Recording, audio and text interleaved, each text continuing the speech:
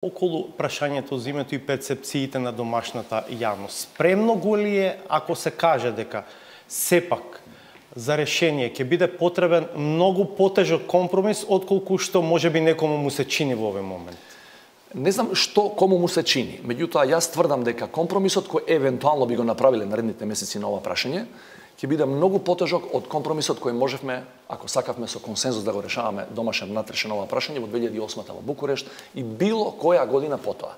Консензусот по антиквизацијата и по тој процес на градење споменици и ревидирање на историјата на македонскиот народ и на Република Македонија, кој беше свесно направен концепт од претходната влада, во многу го отежна решавањето на проблемот. Значи, стврдам дека после 2009, 2010, 2011 тој процес е дупло потежок за решавање и не можете да го отстраните тоа во преговорите со тоа што ќе изместите евентуално еден или два споменика од центарот на Скопје.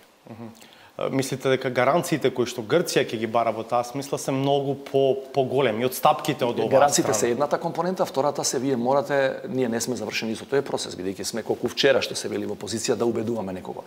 Ние ги изгубивме сите меѓународни пријатели. Значи, ние сега велиме сликата за Македонија во Брисел или Вашингтон или Берлин е превртена за 180. Да, ама повторно треба да ги убедуваме. Повторно треба да ги убедуваме. Значи, ние не сме успеле само со тоа што имате нова влада, а претходниот режим отиде во заборав, дека ние сега сме сосема други.